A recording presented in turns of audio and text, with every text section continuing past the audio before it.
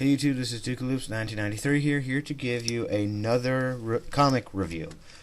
I want to be very clear on that. And the book I'm going to review today is Superman, Batman, Public Enemies. This is the first trade that's come out from the ongoing series.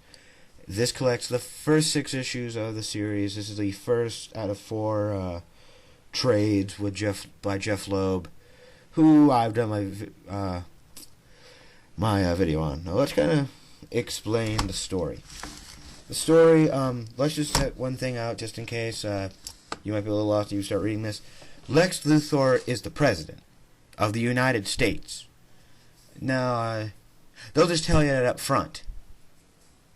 I mean, it's kind of easy to latch on. This has been kind of set before this book was published. I just want to kind of prove that in. And this takes place with Superman flying around, and Metallo is stealing technology from Star Labs. And you see that. They actually, and they later fight in a cemetery, and Batman's there because he believes John Corbin is the man who murdered his parents, which is later proven false. And they fight Metallo. Superman gets shot in the chest with a kryptonite bullet out of a gun, which is actually a pretty powerful scene, in my opinion. And then the U.S. government discovers a meteor made of solid kryptonite, and for some reason, this is the part where the story kind of goes a little off the rails. They accuse Superman of being responsible for the meteor. I know that's far-fetched. And he's a wanted criminal for that. That's why it's called Public Enemies, because he's wanted by the law because of this meteor. And I'll just say that's kind of stupid. That makes no sense. And he has a control Captain Atom, Major Force by his side. And he goes and gets the bullet out, and this continues with them trying to and since he's a public enemy, there's like $1 billion reward for anyone to capture Superman.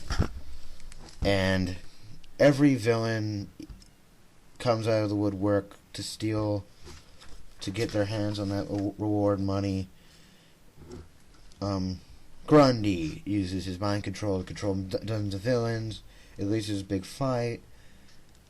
And just when they think they're clear, heroes who work for the government now are here to stop them and to arrest Superman. And the heroes are Major Force, Captain Atom, Black Lightning, Katana, Power Girl, John Stewart, and Starfire. And you really see stuff there. Superman and Batman get into a fight with Captain Atom and Hawkman, which is pretty cool. Major Force dies. The Bat family and the Superman family actually go and try to break into the White House and stop Luthor. That doesn't work. And all this time, Luthor's been taking shots of pure kryptonite into his bloodstream, making him stronger and crazy. And to stop this meteor, they enlist the help of Toyman, a new Toyman who's a small kid from Japan.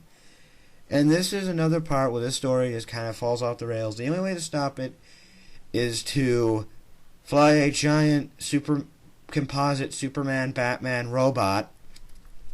Yes, a robot. Into the meteor.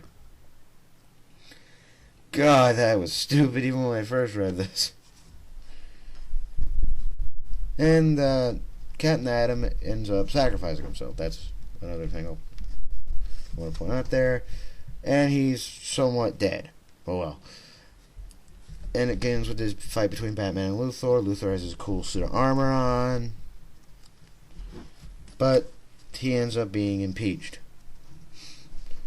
Now, other things I liked about this book. Now, this series I really like. The one thing that's very interesting is in the issues you hear the characters' thoughts. Like you hear Superman's thoughts on Batman, Batman's thoughts on Superman, That's a very interesting thing.